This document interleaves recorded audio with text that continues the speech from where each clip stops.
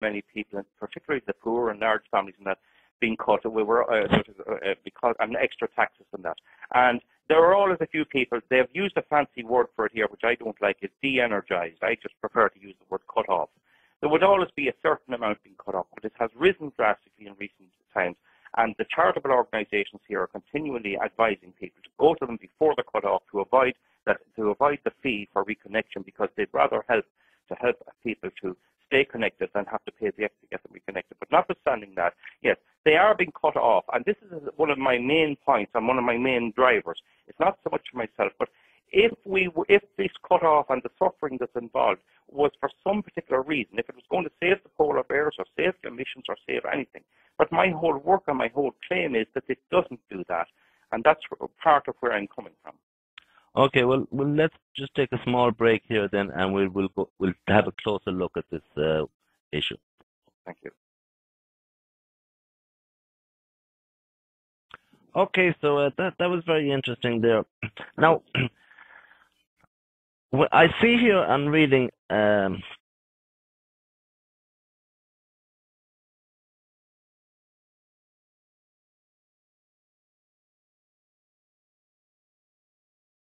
Okay, so that was very interesting there. Now, what I see here, I'm reading that there's another couple of terms that we need to know, and that it's open to debate on exactly what percentages they are. But the next thing we need to look at is what's known as load factor. It's also known as capacity. And my understanding of it is this is the amount of energy that a generator of any sort, but we'll talk about a wind generator, puts out compared to the total amount of energy it could put out if it was running at a maximum capacity 100% of the time. And the wind advocates say that they are using a percentage figure for this as 35%. But now my reading other places is that in actual real life conditions, it's more like 25%. Can you explain a bit on how that has figured, Val, for us, please? Yes. Well, Declan, no generating plant will run continuously without a break. Even a very heavy plant, which is designed to run full time, or even hydro, it will eventually need bearings or it will need some improvement.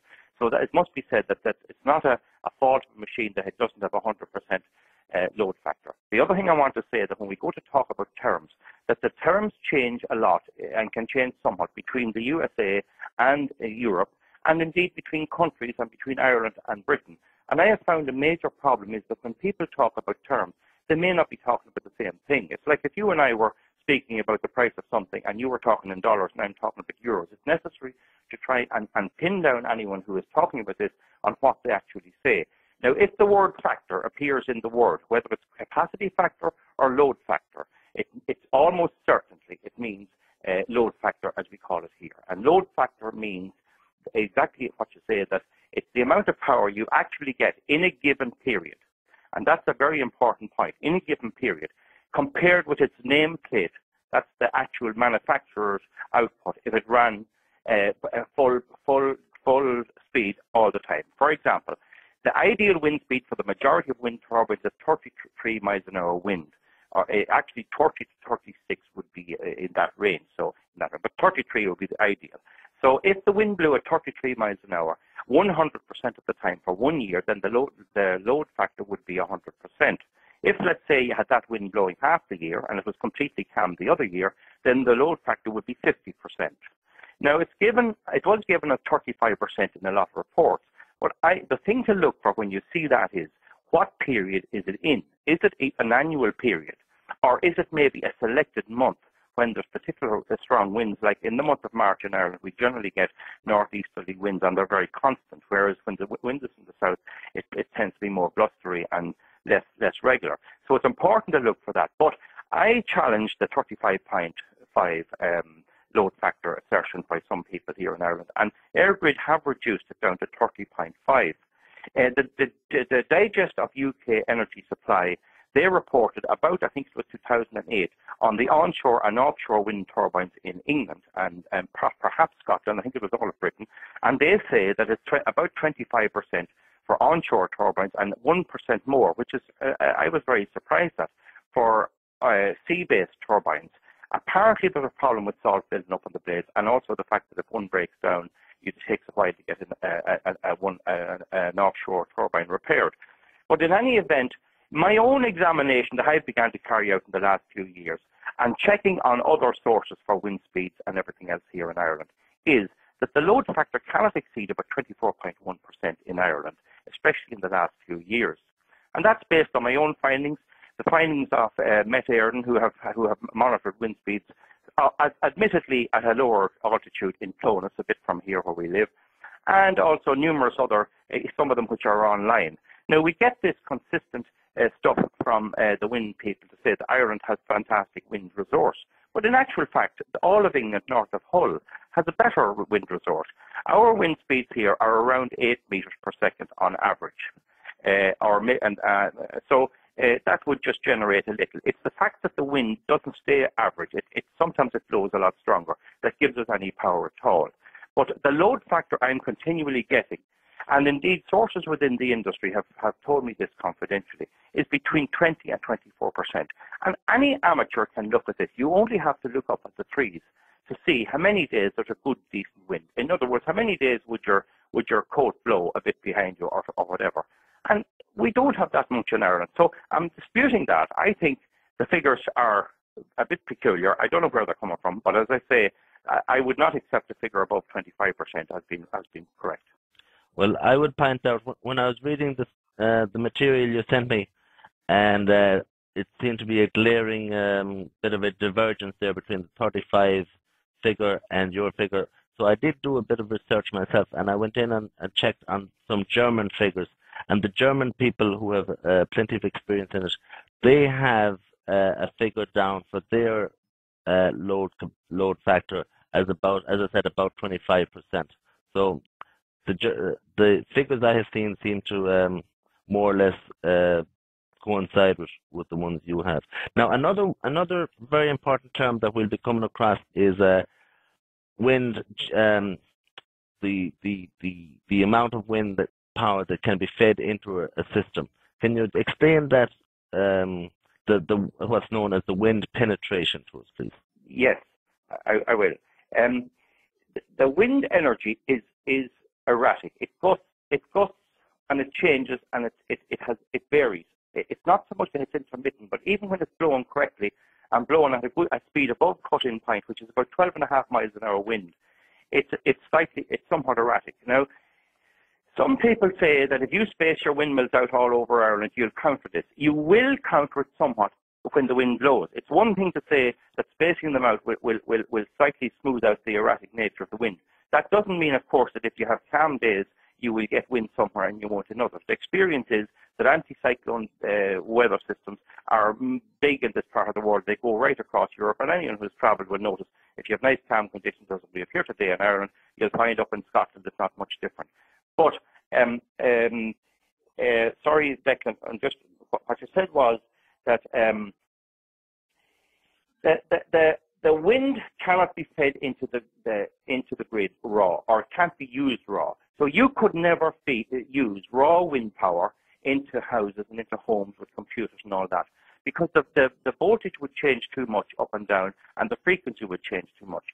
What it can be done is it can be fed in with or used with a certain amount of conventional penetration. At the moment, the highest I can get anywhere in the world is in Germany, funny enough, at about 19%.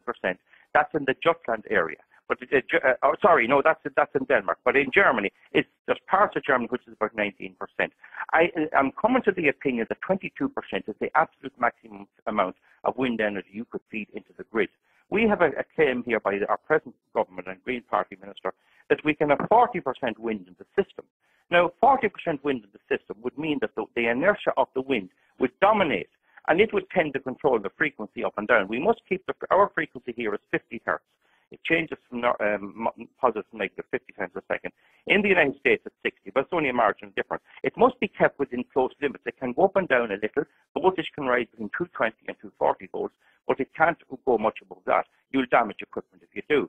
So as you increase the amount of erratic wind in the system, you run into the problem of damaging equipment with it. So So I cannot understand where this 40% is coming from. And one of the problems with it is that if you take, let's say, say at the moment there's peak demand for some particular reason, we're using 5,000 megawatts of electricity, and you have, let's say, my figure of 22% of that is wind, you might get away with that. But then if demand drops down, supposing demand drops down to maybe 3,000 megawatts, which is about 60%, you would have to curtail the wind farms immediately. You couldn't leave the proportion of wind the same, because that would cause the proportion of wind in the system to increase. So you need to curtail it. And EirGrid in the report accepts that even at present, with a relatively low level of wind, that they are constantly curtailing the wind element. And you will see it sometimes going past wind farms. There's good windy conditions, and you'll see two of them stopped. There may be other reasons occasionally, but it's obviously curtailment. So if we're curtailing it now with a low level of penetration, what's going to happen when we put in maybe 3 times the level of windmills in the system? This is my question. So you're saying you've given a scientific explanation there as to why the penetration, even under the best of conditions, can never exceed 19 or 20%. And funnily enough, that seems to gel with going back to the situation where we need the insurance and the 20%. No matter how much wind power you have, you say you always need, we'll say 4.5, even 5 times that times capacity again in fossil fuels, so you will never fall below what's needed. You need nearly 4.5 to 5 times fossil fuel backup for the wind energy at all times. Yes, I think that's generally accepted. It can be any stable form of electricity production. It can be nuclear, it can be hydro. Strangely enough, although hydro is reckoned as very green energy, and it is unless you're a salmon, the thing is that hydro is a very easily dispatched and very easily turned off and on. So any form of generation which can be counted on to be there when you press the button, that's what's needed to balance. And it's called backup generally, which it is. So we'll call it thermal or heat power or conventional generation. But my figures at the moment show that nowhere has exceeded this, and that there will be problems because, and that's let's say 20% of a very high demand for electricity. As the demand goes down, sorry for repeating myself, as the demand drops down at night, then you have to proportionally cut down the wind element. Otherwise, the inertia of the wind will cause the frequency to change, and it will dominate the voltage, and it will be very hard to control. An example of that was in Germany. I think it was 2008. There was a blackout. And by the way, they have a word now for a blackout due to renewable energy. It's called a brownout for some reason. It's supposed to be not as bad as a blackout. But it happened in Germany anyway. And when they went to start up, the wind dropped suddenly. That's what happened. When they went to start up the system, it's a very big system. It goes from nearly Lisbon in Portugal across to Germany. They couldn't get the windmills stopped. They didn't have control of them for some reason. And normally what they do is they bring on plant in various locations to gradually bring up the voltage. But because the windmill was going erratically, the windmills, they took them a lot longer to get connected. So you must look at it in the point of view of the penetration, as you rightly say. You have to ask, what's the penetration of? And because the demand is constantly moving from high to low throughout the day and at night, you have the problem of curtailment all the time. There was a man on the radio this morning here talking about wind and going on about the great idea it was, and he was giving out that DSB here, our power company, would not accept wind power at night. Well, the reason they can't accept it at night is that they simply cannot use it. It has no function at night. Yet he wants them to accept it into the system. I don't know what they're going to do with it, but clearly bill payers are going to have to fork up for this power that's not wanted. It seems to me that the people that are making the decisions really don't understand what's involved at all. For example, as you pointed out, the 40% mandated is not attainable under any circumstances, neither physically or economically or indeed anyway. It's just a figure they picked out of their heads, perhaps. And also the fact that they don't seem to understand that electricity, energy in that form, must and can only be used when it is needed. It's instantaneous, and there's no way of storing that. And excess energy at night is no great benefit whatsoever. That's correct. And in some cases, you hear all this about storing it in caves and storing it in what's it called, pump storage. That's where you pump water up into a mountain lake, a man-made mountain lake. We have one instance here in Ireland. It's a kind of an experiment, and it's something I'm very, very much in favour of.